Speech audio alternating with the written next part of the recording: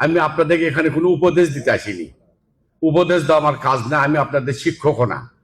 এখানে আমি একজন রুগী হয়ে এতগুলো ডাক্তারের মধ্যে আমি বসে আছি, আমি নিজেও এখন নিজেকে সুস্থ মনে করতেছি। রহমান মেডিকেল কলেজের Z35-এর রিসেপশন প্রোগ্রামের সম্মানিত সভাপতি, আমার ছোটবেলার বন্ধু, অত্যন্ত হৃষ্টপুষ্ট স্বাস্থ্যবান আপনাদের প্রিন্সিপাল পদদূত হক তরফদার নাহিদ, ওর সঙ্গে আমার লেখাপড়া বগুড়া জেলা স্কুল থেকেই। আমরা 1983-তে ম্যাট্রিক পাস করেছি। ওই একটু ভালো ছাত্র ছিল, আগে থেকে স্বাস্থ্যও ভালো, কিন্তু ছাত্রও ভালো। এই জন্য ওই পড়েছে সায়েন্সে, আমি ছিলাম কমার্সে। যে একটু অবাক লাগলো সে জিনিসটা হচ্ছে, এখানে ছাত্র হচ্ছে ছাত্রীর সংখ্যা মনে হয় একটু বেশি। এর অর্থ আমি দুটা ধরে নিয়েছি। এর অর্থ হচ্ছে ছাত্র দেশে ছাত্রীর একটু বিলিয়ন মনে হয়। আর একটা আর একটা আর একটা হচ্ছে যে আপনার ছাত্রদের চেয়ে হয়তো তারা ডাক্তার হতে চায় না, তারা হয়তো অন্য কোনো পেশায় যেতে চায়, অতি তাড়াতাড়ি বড় লোক হতে চায়, ধনী হতে চায়, নেতা হতে চায়। এই জন্য হয়তো ছাত্র সংখ্যা। যাই হোক, আমি আপনারা আমার বন্ধু এখানে আমাকে দাওয়াত দেওয়ার জন্য আমি ওর কাছে কৃতজ্ঞতা জানাচ্ছি এবং আপনাদের কাছেও কৃতজ্ঞতা জানাচ্ছি। আমি আপনাদেরকে এখানে কোনো উপদেশ দিতে আসিনি। উপদেশ দেওয়া আমার কাজ না, আমি আপনাদের শিক্ষকও না। আমি এই নগরের একজন প্রশাসক হিসেবে আমাকে দায়িত্ব দিয়েছেন আপনাদের সঙ্গে পরিচিত হওয়ার জন্য। তবে একটি কথা বলে রাখি, শুধু আপনারা যারা এই কলেজে ভর্তি হয়েছেন হয়তো ভাবছেন এই কলেজের লেভেল কোন লেভেলে, আমি সেটাও জানি না। শুধু একটি কথা আপনাদের আগাম বলে রাখলাম, বাংলাদেশের যতগুলো মেডিকেল কলেজ আছে তার 2-3 বছরের মধ্যে এই মেডিকেল কলেজ হবে সবগুলো ডিপার্টমেন্টের, সমস্ত ডিপার্টমেন্ট সবচেয়ে প্রথম।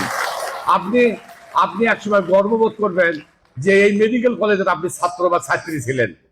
এটা আপনাকে বলে রাখতে পারি, কারণ গত 3 দিন আগেই আমাদের এই মেডিকেল কলেজের ব্রিগেডিয়ার সাহেবের নেতৃত্বে আমাদের মাননীয় প্রতিমন্ত্রী সাহেব আসলে সংসদ সদস্য এখানে বসে আপনি ক্যান্সার ইনস্টিটিউট সমস্ত দপ্তর কিন্তু এখানে খোলা হবে।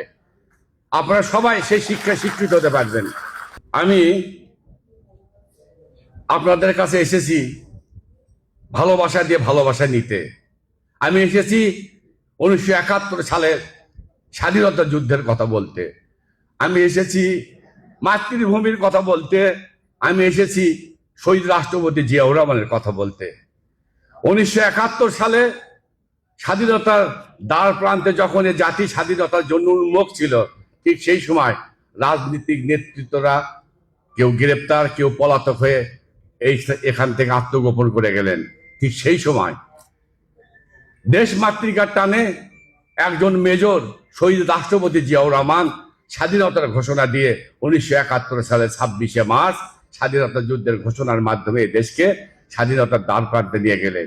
আমি এসেছি শুধু একটি কথাই বলতে, সেই দিন এই দেশটাকে অনেকে কুড়ে কুড়ে খেতে চেয়েছিল, পাকিস্তানের সামরিক বাহিনীরা বাংলাদেশকে তাদের অধীনস্থ করতে চেয়েছিল। ঠিক সেই সময় জিয়াউর রহমান তার স্বাধীনতার ঘোষণার মাধ্যমে বাংলাদেশকে পরাধীনতার হাত থেকে বাংলাদেশকে বাঁচিয়ে রেখেছেন।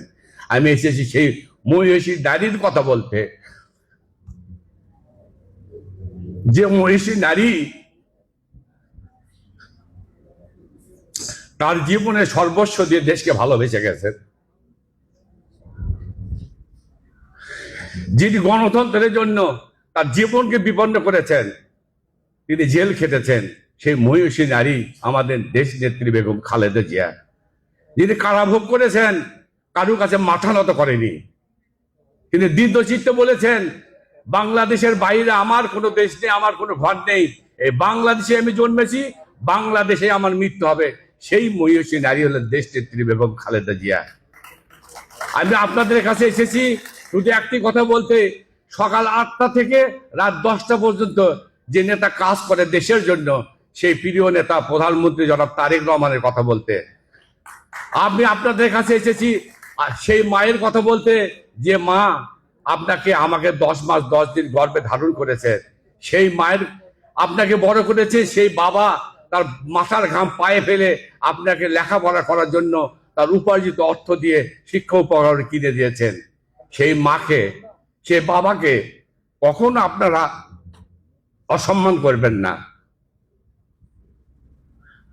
আপনি একজন বড় হবেন, আপনি মা হবেন, বাবা হবেন। মহান রব্বুল আলামিন নিজেই কিন্তু বলেছেন, মা বাবার মায়ের পায়ের নিচে সন্তানের বেহেশত। আজকে হয়তো বুঝতেছেন না, সেই মা বাবার কদর কিন্তু অনেক বড় একটা জিনিস। পরিশেষে আপনাদের শুধু এটুকু বলবো, কারণ সবার পেটে একটু ক্ষুধা, বেশি কথা বলা এখন ঠিক না। শুধু এটুকু বলবো, নিজেকে প্রধান হওয়ার, নিজেকে এক নম্বরে যাওয়ার জন্য চেষ্টা করুন। দেখবেন একজন ভালো ডাক্তার হয়ে যেতে পারেন আপনি। আমার সামনে এখানে একজন ডাক্তার সাহেব বসে রয়েছেন। উনি যখন চাকু মারে, উনি যখন ব্লেড দেয়, তখন কিন্তু মামলা হয় না। একজন ছিনতাইকারী যখন চাকু দেয়, তখন সেটা মামলা হয়। সে জামালি রাব্বি সাহেব এখানে বসে আছেন। আমি ওনার কাছে একদিন গেলাম যে ভাই, আমার এখানে একটু টিউমার হয়েছে, একটু যদি অপারেশন করে দিন। ভাই, এটা তো কাটতে হবে। আমি কাটা মানে তো আবার আলাদা জিনিস হয়ে গেল ভাই। রক্ত বের হবে, আবার সেলাই করবেন আপনি, ওই কোনো বুদ্ধি নেই ভাই, এছাড়া কোনো পথ নেই। তাই ওনার কাছে আর পরে যাই নাই। অন্য অন্য এক ডাক্তারের কাছে গেলাম, উনি দেখে বলতেছে ভাই কোনো পথ নেই, কাটতে হবে। তাই আমি দেখলাম এদিকে আমার ওয়াইফ বলতেছে, যেহেতু পথ নেই, কাটাকাটি করে তুমি নিয়ে আসো। পরে আর একজন ডাক্তারের কাছে ক্লিনিকে যে কাটাকাটি করে দিয়ে আসলাম, বাধ্য হয়ে। এখন আল্লাহর রহম ভালো।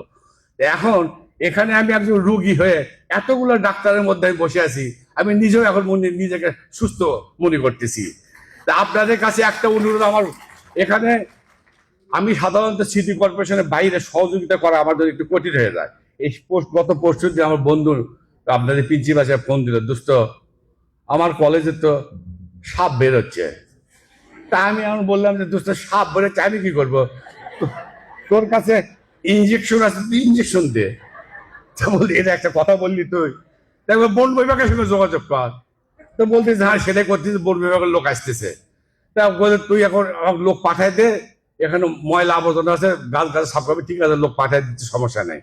যেহেতু আমার ছোটবেলার বন্ধু, আপনাদের যে কোনো সমস্যা যদি হয়, মেধাবী ছাত্র আপনারা, সমাজের সবচেয়ে মেধাবী, না হলে ডাক্তার ইঞ্জিনিয়ার হওয়া যায় না। কিন্তু আপনাদের মেধাবী ছাত্র, আপনাদের যদি কখনো কোনো মনে হয় প্রয়োজন পড়ে, আর্থিক সহযোগিতা যদি মনে হয়, আপনার প্রিন্সিপালের কাছ থেকে সুপারিশ নিয়ে আমার কাছে আসবেন। ইনশাল্লাহ আমি আপনাদের পাশে থাকবো, এই প্রত্যাশা রেখে আমি আমার কথা বলা শেষ করলাম। সবাইকে ধন্যবাদ জানিয়ে, শহীদ অমর হোক, বেগম খালেদা অমর হোক, দেশ নায়ক তারেক রহমান জিন্দাবাদ। সবাইকে ধন্যবাদ। আসসালামু আলাইকুম।